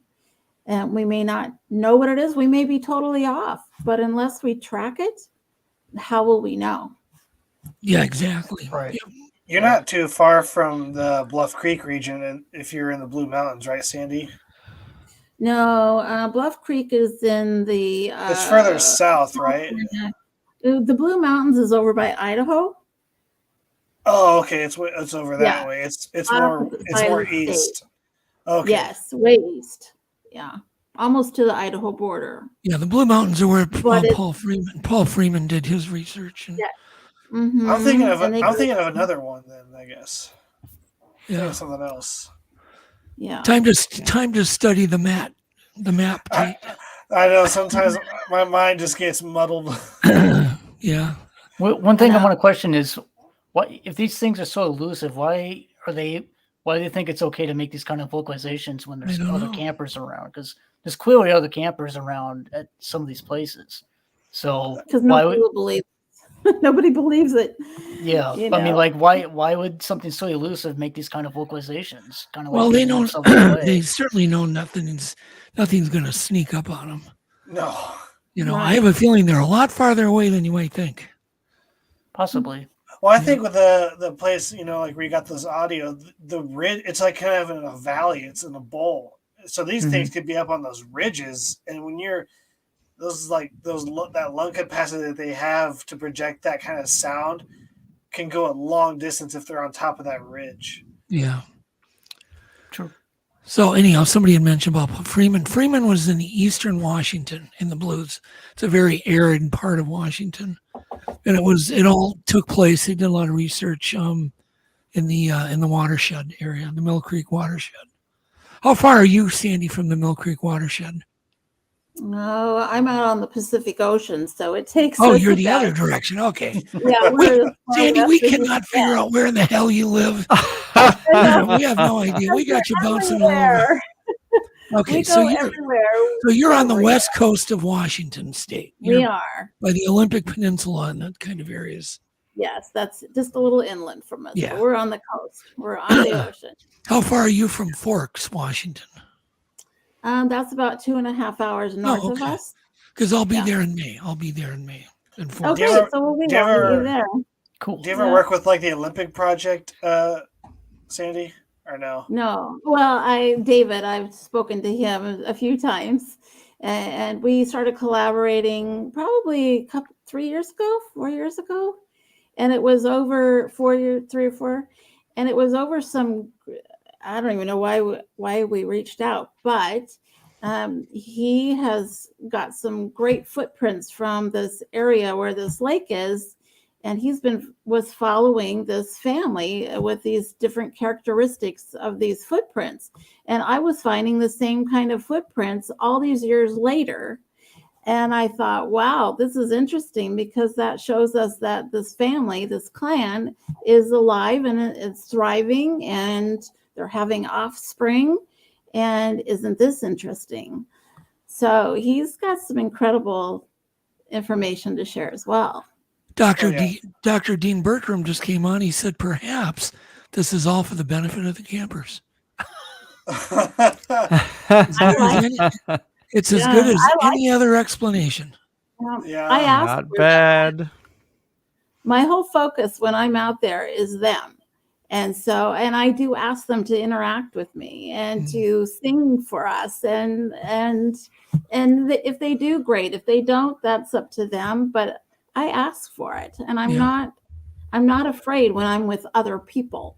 You'll never find me in the forest by myself. Well, the thing is that here's my non-criticism of that is that what can it hurt? Nothing. No. You doing that. It won't hurt anything. Ask them. So if they're not listening to you, it doesn't matter. The point is, it's not hurting anything to do what you're doing. Exactly. I find it so mind-boggling to me, like a place like Bumping Lake where you get all this audio up until as recent as 2021 and stuff like that. There's so many people because it's such a populated area for just summer vacation, right? Versus an area like Bluff Creek, where it's the most famous place for Bigfoot, probably. But you don't hear as much activity coming out of there as you do versus Bumping Lake, where you're getting so much audio. It's just kind of funny how one place can have so many people and you get so much audio, where a place that's really hard to get to, like Bluff Creek, and you don't get much anymore. I find that really weird. Sure, but it could be a lot of factors. Maybe there's not as many Bigfooters going in there as routinely. I don't know. But I mean, we get audio from other places too. Tristan's got audio from a different part of the Cascades where he lives, up Snoqualmie area. We get it from the Blue Mountains. We're trying to the Olympic Project. I'm sure, David, you've got audio from the Olympics. So yes, I do. Yeah, we're going to get into some of that. We're going to get into some of David's. Tristan, do we have more that we should be sharing? Well, how about near one of my research areas, we caught something on the plot watcher running on all fours, and I personally don't think it's a bear. So if Alex, I think it's 14 or 15. Oh, cool. But if you could actually play that'd be great. Yep. I think it's 14 or 15. Oh, there it is. Yeah, the one in the middle. Yep. Cool.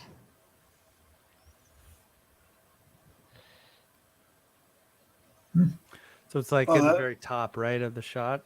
Yeah. So let me explain what a plot watcher is. It's a camera that takes time lapse photos. Like every 5 seconds, it will take a picture, and then when you view it back, it's like a time lapse kind of a thing. But yeah, right there is like that. Right there in the middle is like my frame 452. It's, to me, it looks like there's a humanoid form there, not a bear. I know it's not. I know it's blurry. I know it's pixelated, but these can be tough to untangle because of the brush that blocks the image. But to me, I thought it looked more kind of like a gorilla in shape and form. Not so much. It kind of does, yeah. That's like when you see that right there in the middle, it looks like there's a head and shoulders, and it's bent over. Yeah. So that's what it stood out to me. There's some things I can do with this, Tristan. Okay. So Alex, if you've got it, he can get it to me, and I can work on it. Yeah, absolutely. Might be able to pull a rabbit out of this. It looks like it had a tail, a long rope tail there for one frame. But once again, that could be interference from a stick. It might be, yeah. Yeah. And the resolution was 720p. It wasn't really high resolution on these kind of cameras. And you didn't know you got this on camera until after the fact, right? Like, exactly. Yeah. No. Yeah. We were scrubbing through the video and that showed up. And like, oh, it looks like a dog man. Yeah. Yeah. I mean, that's the thing. Like, to me, it didn't really look like a bear, so that's why I pulled it out. And no, it's too skinny for a bear. It's not bear-like. Yeah. No, I can tell you that's not a bear. And also, we put a game camera in that same It looks spot. upright, and the back legs look like they're standing upright as it's walking. And we put a game camera at that same spot where that thing goes through, and we've had blackouts on the camera, and then it goes back to normal again. So whatever's passing through that spot must be messing with the game camera. And this is in Bluff Creek. No, this is in one of my research areas closer to me. Which is in near Mount St. Helens. Yes. Okay. It's not in the same area where I got those vocalizations. This is just closer to where I am. I gotcha. Is there any? Sorry. No. I was just going to say I'll definitely look at this. Go ahead, Date. Is there any black panthers in the area that you know of? No, we do have mountain lion, but I've never seen a black panther. I have. Yeah. I had a really good sighting of one. Me and Jay Cole, who's actually in our chat room earlier, we saw one while we were driving about 3 in the morning, 4 in the morning to go get some audio cable for an expedition that we were going on, and we had this black cougar, leopard, I don't know, and had a long rope tail run right in front of my van in the headlights. It's clearly melanistic. So they're around. I get more reports of black leopards or cougars or whatever, black big cats, than Bigfoot sightings by tenfold. Dang. Wow. Yeah, it's all over the country, and people are nuts. And the DNR won't talk about it, and they're just like, no, don't exist. Why does the DNR not talk? That's so weird. They just don't. No, they won't even talk about it. Wow. I could storm up there with 300 witnesses, and they would just go, no, don't exist, go away. You know, and footage. We've got footage. We have so much footage of these things. They don't exist. If people are saying Black Panthers don't exist, then it's hard to convince people that Bigfoot could exist. Exactly. Yeah, exactly. And really, it's not that big of a deal. I mean, a melanistic cougar is just, it's just a genetic problem. It's no big deal. I mean, I've seen black deer. I've seen black squirrels. I've seen all sorts of black animals. So I don't know. Okay. David, should we work on some of your stuff a bit? Oh yeah, I just got a couple of brief things. Yeah, let's do it. Everybody here heard of the Ohio Howl? Oh yeah. Yes. I've got a recording here where I'm comparing the Ohio Howl, something that we recorded in our area of interest, and then another vocalization that was recorded by Charlie Page. Right, but the people that don't know, the Ohio Howl was recorded by Matt Moneymaker back in the 90s, I believe, late 90s. Yep. Now, I've edited it. I've taken out the dogs. So when you hear, and I've got the vocalizations one right after another. Okay. So what you're looking at here is what's called a spectrogram. And in the spectrogram, it shows something of interest. If you look at the very bottom of the linear lines, you'll see a faint line in the first Ohio Howl. See the very bottom line? It's kind of barely there. Could you tell us the color of that bottom line, David? Yeah, it's red. It's red, but it's not as strong as the one right above it. Okay, gotcha. I see it. Yep. Now, what's important about that is the bottom line is what's called the main fundamental, and it actually should be the loudest of all, or the brightest of all of those, what's called harmonics that are above it. That second line is the first harmonic, and it should be diminished from the main fundamental. So if you look across, then the one that I recorded here at our area of interest, it's not even, it's barely present. And then the one that Charlie Page recorded, you can't even see it. And then this is what Monongahela calls an attenuated vocal. Okay. So let's play it. And then you won't be able to hear it, the difference. But what I'm saying is the spectrogram tells us information we can't hear from our ear. Right.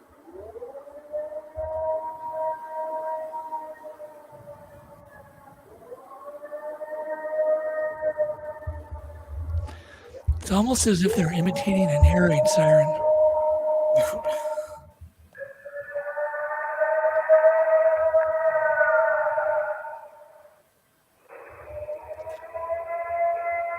Sounds like a 20-pound fox, David.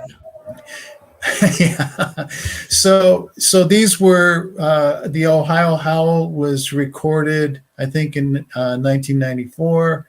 My vocalization was recorded in 2007, and Charlie Page's was recorded in 2015. Yeah. So there's years apart.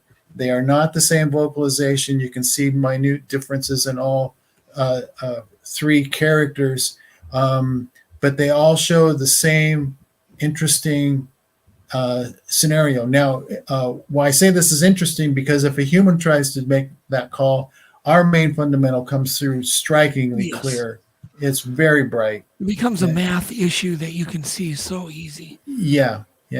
So I didn't really do a great job of explaining that, but your ear can't hear that. Your ear is going to say, "Oh yeah, that's the same type of vocalization." Right. But if you look at the minutia in the visual, it tells you a whole bunch of different information, which leads us to the path that whatever it is that's making these sounds is all across North America. Yeah.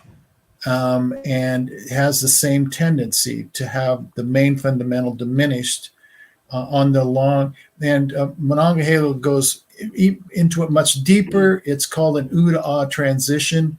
And it seems to happen when that transition is present in the vocalization, where it's going ooh, ah. And for whatever reason, that transition seems to diminish the main fundamental. When I was in Lake Chippewa up in British Columbia, we were filming. We were doing a reconstruction on a Bigfoot sighting, and about 3 a.m, I'm starting to hear the Ohio Howl stuff coming out of the forest, and I was damned if I was going to get out of my warm sleeping bag, go get some recording equipment and record it. At that point, I'm just like, I've had enough of this damn Bigfoot mystery. I'm like, I just put the sleeping bag over my head and go to sleep. Oh, my goodness. Some of my best recordings are still in the woods. I never recorded them. Exactly. Of course. Exactly. Oh my God. So what else? What else do you got to play us?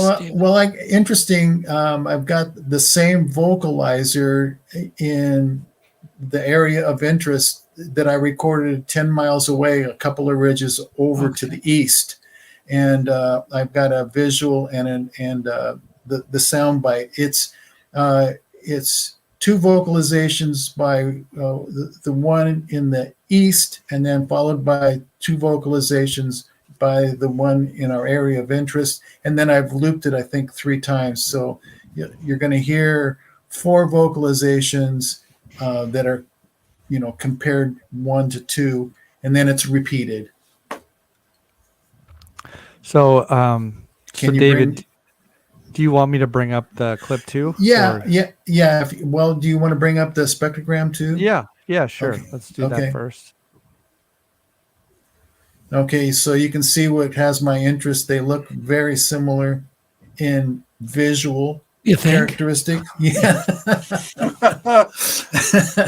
And then when you hear it, you're going to say, "Oh yeah, that's the same individual." So again, the one in Rattlesnake was recorded in 2008, and the other one was recorded in 2011. Jeez, it's quite a voice print. Yeah. Jeez, that thing is like crazy exact. Can we hear this or hear one of these? Yes.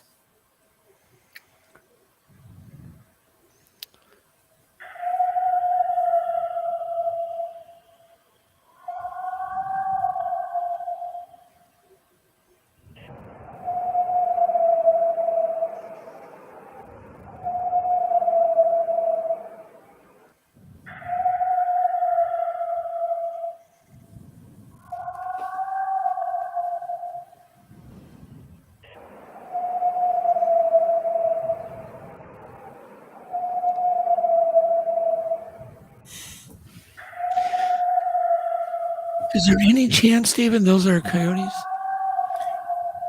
Well, there's always a chance, but it's vocalizing in a resonance much lower than what coyotes typically vocalize in. I'm just asking. I'm asking the question that a skeptic would ask. Yes. If it's a coyote, would it be yippier, or could they do it like a? That's the question. do they vocalize different than what their typical vocalization is, which is Tate, what you're referring to is the tell. They, oh yeah, now I know it's a coyote because it's got the little yip in it. There are, I think Thomas Steenberg saw a coyote vocalize in a sound that was similar to the Puyallup scream, and he didn't think a coyote could make that sound. Okay, but here's where I argue with Tom. Out of eminent respect, that would have to be an 800-pound coyote to hit the level of the pole. Because those things, it just sounds so big. A coyote, you cannot take a 30-pound animal and make it sound like a 900-pound animal. You cannot do it. Yeah. You can get a similar tone, but you're not going to increase the lung capacity. Would a wolf be in that range? Well, not the comparisons that I've been able to come up with so far. And besides, wolves have a very narrow vocal range. We're gonna get to something here in a second where it's a mimic, and you'll because it's mimicking something that's mechanical, and you're going to be able to tell that that's organic. It's not a mechanical device that's making the sound. But we'll get to that in a second. I've got one that's got more like what Tristan had, which is a voice. It's 3 words, if you will. It's I think what's called a trigram in clip number 3. I don't have a spectrogram for any of the other stuff.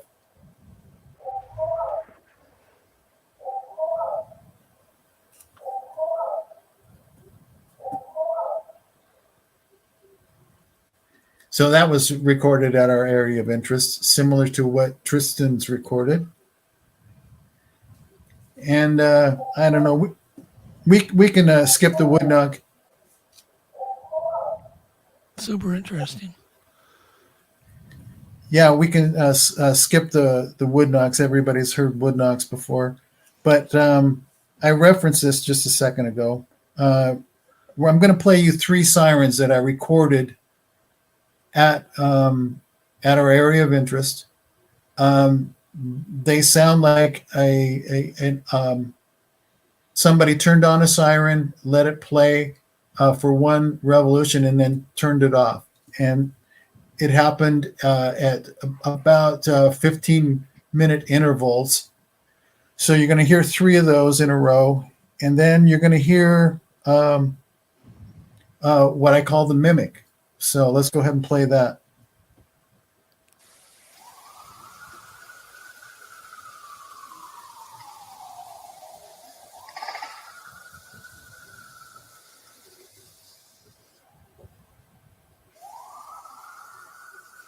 So are you saying that's not a police siren? I think it is. I think it is, but you'll see where something tries to imitate it. Oh, okay.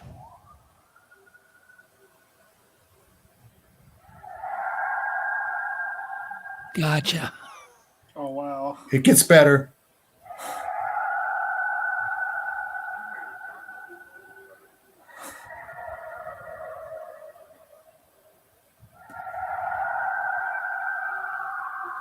Right there. Oh.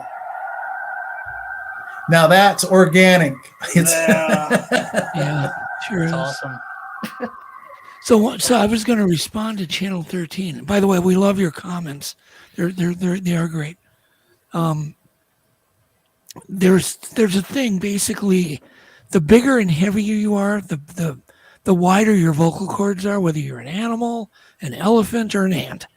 Whatever sound you can make, the bigger you are, the wider your vocal cords are. And a coyote can only get so big. And so it can only imitate an animal, whether you hear it from a mile away or 20 feet away. It's only going to sound like a 30 to 40 to 50-pound animal. It's never going to sound like an 800-pound animal because it can't. It cannot produce those kinds of sounds. I mean, it's just so they can. Yeah, they have a whole array, millions of little sounds, but they all sound little. Keyword little. Whoever directed Harry and the Hendersons got that one scene right when the Bigfoot's imitating the police siren. Right, Yeah. right. Yeah, that's crazy. But we've heard them story after story of them mimicking people calling their dogs with their own voice. That's Got so it recorded. weird. The natives had names for this. The Native Americans, and it translates to I don't know the Native American word, but it translates to syllable whispering. They would hear these Bigfoots.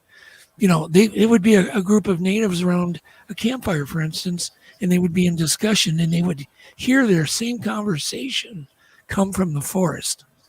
Kind of a repeat of their own conversation. I've got that recorded. I've got numerous. Really? Numerous mimics recorded. Yeah, it's so interesting. And if basically, if you lived in the forest, no doubt they need entertainment. Yeah. I got it recorded calling my dog's name. Ah, Rex? Awesome. No, Rex. Kaya. Kaya, okay. Do you have that? Is that something you can... It'd take me a while to... That's another show? Okay. Yeah, it's another show. Sorry, go ahead, David. No, go ahead, Tate. No, just real quick. It's funny how, Doug was saying, they need entertainment, right? So that's been my approach going out in the field, is really doing unorthodox things, like playing video games on a projector in the woods if I can. And that has seemed to be working pretty well, getting some weird responses. Because most of your campers are usually playing guitar, they're talking around a fire. You don't bring a projector and a screen and start playing video games out in the middle of nowhere or watching a movie like that. It's not really done. So I've been kind of bringing that approach. Just wanted to point that out. Well, the lights that you put up, Tate, those lights, projected lights, those are cool. Yeah. Curiosity, that seems to be their Achilles heel. Yeah. And that's why Bart was able to witness one, because it was curious about a sing-along that was happening near a campfire. And it was watching that and didn't notice Bart 100 yards away move into the darkness. Sandy's nodding her head. You agree with that there? I would imagine they play jokes on us for entertainment. Only because we've been sitting around the campfire, and Tristan, you remember this with your mom, and we get really silly sometimes. And we call the butt print, her hoo-ha. And so we were doing who, and the other side of the campfire would go ha, and who, and ha. And all of a sudden we did who, and then we got quiet. And from the forest, you hear a ha. Oh, gosh. Yeah. I actually sent Alex one of those clips where it goes woo-ha. Oh, you have this recorded? Oh, yeah. We heard that. Kevin. Okay, Kevin's here. Hi, Kevin. That seriously happened, and we have a recording as well. It's funny. Yeah. That's awesome. Well, it shows they have a sense of humor. Oh, yeah. It was actually laughing, too. Like it was laughing. Or a sense of rhythm, maybe. Yeah. Well, the other thing is, they know gorillas have a sense of humor. They know chimps do. They know orangutans do. Why in the world would we rule out something probably 10 times smarter than an orangutan, or even us, that wouldn't have a sense of humor? Yeah. Well, we know they're smarter than us because they don't hang around people as much. Exactly. They know people are dangerous. Yeah. But I like that approach of trying to have us bring them into us. I like that approach. Yeah. As opposed to going after them. I'm not. Right. I'm personally not into that. So it's been my approach too. It works every time. Yeah. If they want to approach you, they will. Yeah. I like doing like a catalog of both to see what works, and obviously bringing them into you works way better than going after them. Yeah. No, that's pretty much. I think that's agreed by most researchers. I would say if you were in a larger group and you split into two groups, let one group go ahead. It seems like if you're 5 minutes behind, you always see something. Well, not always, but invariably something will come out to follow the first group, and you might get a chance to see that. That's happened numerous times Yeah. for me. So, do we have this hoo-ha recording? Does Alex Yeah, have I it? forget what number it. Well, I forget what number it is. It is up there. You're supposed to write this down, Tristan. Well, there's so many. Hoo-ha. I could try to search for it. Maybe I Oh, could just give it to. Well, Yeah. Tristan, so we're almost through, I believe, all the audio clips. So we can just keep going through them. We got. If you want, yeah. it Go can't ahead. be that many more. It's good with me. Is it good with our people in chat? I bet it I don't is. want to take up more time. You're too nice, Tristan. If you want to hear what it sounds like to Steve, I'm sorry, David. it's all right. If you want to hear somebody's reaction to seeing a Sasquatch, the reason I had Jim Budiske on tonight is I've got that recorded while he's actually witnessing a Sasquatch. And Jim never showed up. Yeah, he did. He was Oh, I there for didn't- the first. Yeah, he was here for he couldn't attend part 2. Yeah. Yeah, well, we screwed up. We should have asked people what part do you want to be on, 1 or 2.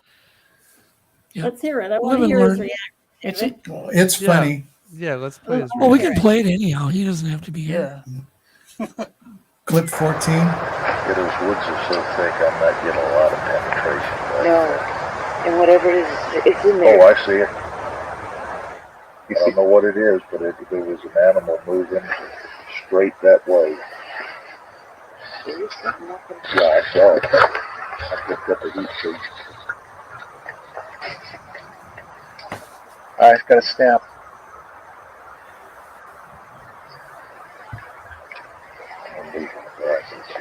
Maybe the space you guys.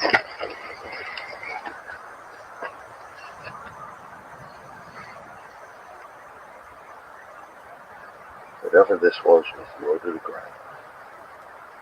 And it was moving fast. It did not appear to be big enough to be a deer or an elk. I'm thinking coyote or wolf. Oh wait, there it is. I got something looking at me from behind the tree. Yes, I do. Well, you might have your first sighting, Jimmy. Oh.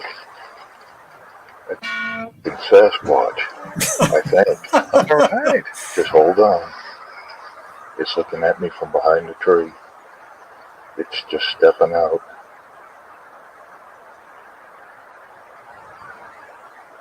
Oh, this is exciting. Where'd it step? Yep. It is. It's a Sasquatch. Yes.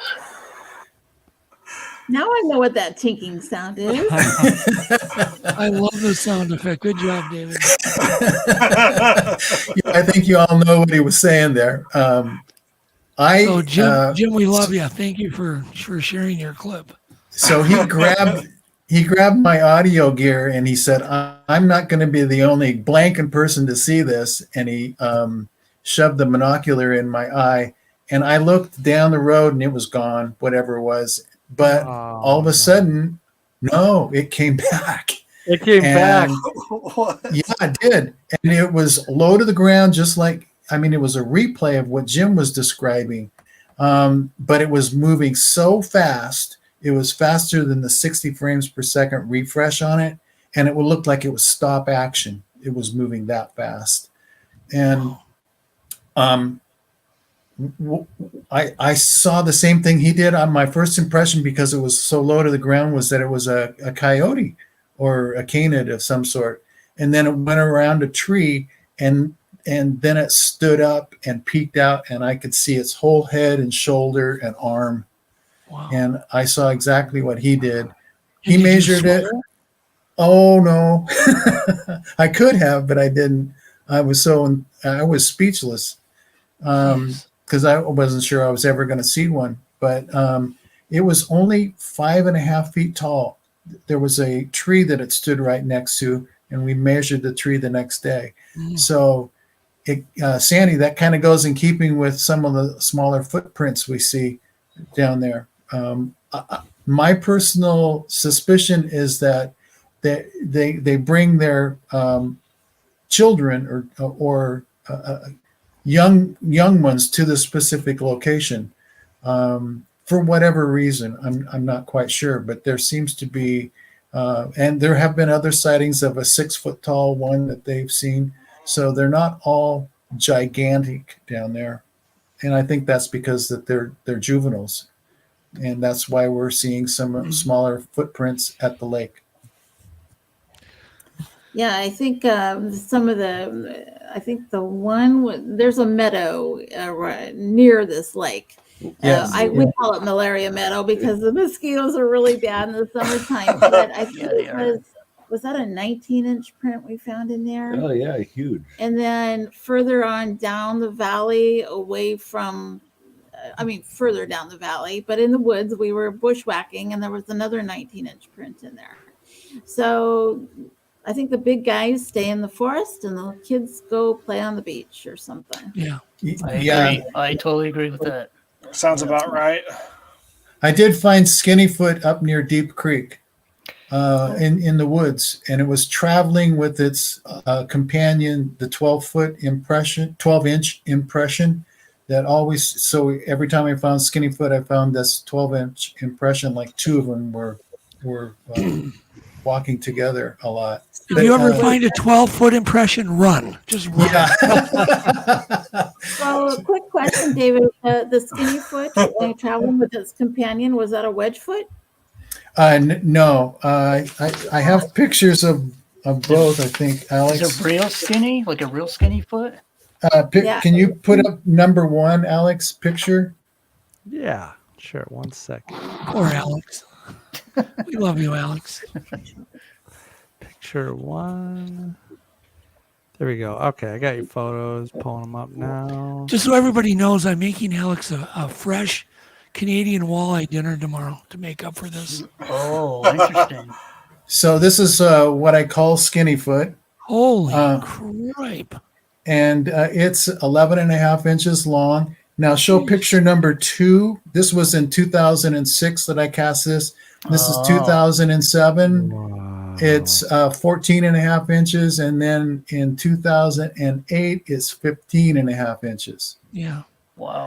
So this kind of goes against a Bigfoot. You know, normally they have a broader heel. Right. That's now show number Boy, those 3. are deep. Show number 3. Number 3. Number 3, Alex. Oh wow, I'm missing number 3. Oh no, that's the medium foot. When we go on to number 4, let me see if I got it from you. Well, that's the 6-fingered hand. Hey, how often do you see basketball players up in this area? Yeah. Never. It's weird. 14. You said 14 inches. Yeah, 14.5. Good grief! Wow. And then the next year, 15.5. So, Grasshopper said some females supposedly have thinner feet. Could be. It's a good comment. This foot is kind of deformed. I mean, it is super skinny, and I've seen that same footprint, and I've sent some pictures to David because it is unusually skinny, and the toes kind of flare out just a little bit. But I actually have found a skinny foot 7-inch, along with about a 7-inch wedge foot, a little fella, and they were together on a creek. The wedge foot that I have is a 6-toed foot. Oh, interesting. See, Alex, throw Channel 13's latest comment up.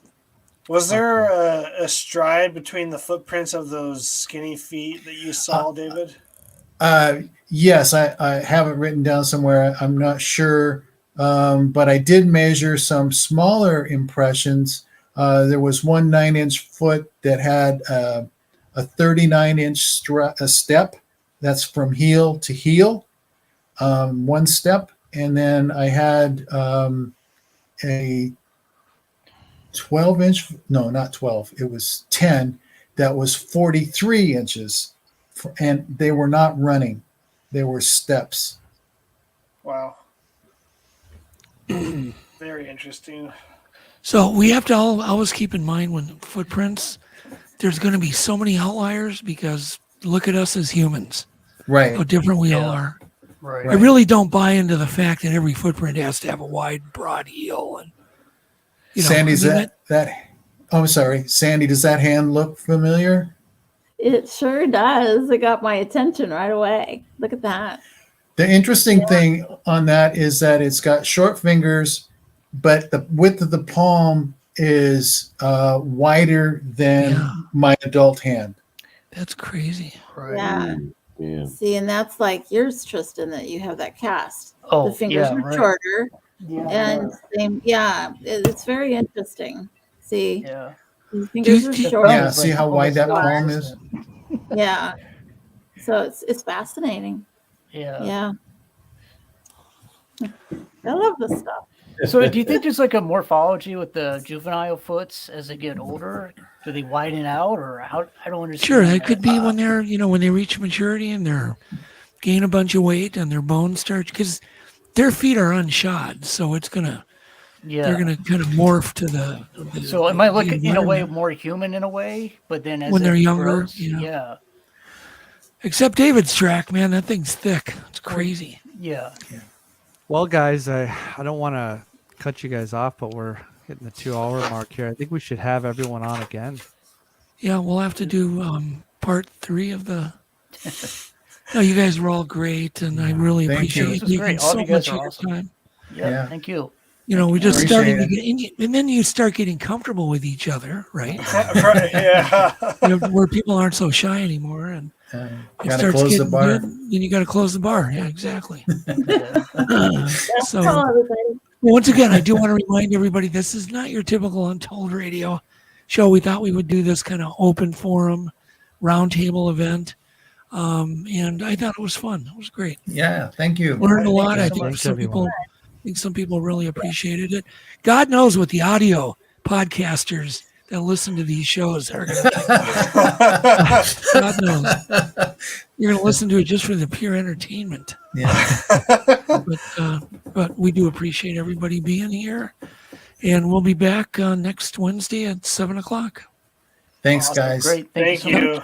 Thank you, Thanks, everybody. everyone. Everybody. Take care, everyone. Good Thanks. night. Good meeting Call you up in the middle of the night. Been bothered by dreams, ain't feeling alright. You give me comfort, say just give it some time. By the end of our talk, I'm feeling just fine. You and I will always know where we belong. This ain't no ordinary love we got going on. I'll pick you up in my 59 Ford. We head on down the road until we get bored. Just you and me and the sun and the wind. If the rain should start falling, we'll head on home again. Everybody else can see where we belong. Oh, ain't no ordinary love we got going on. At the end of the world, together forever is one, and I'll wait if ever you should be in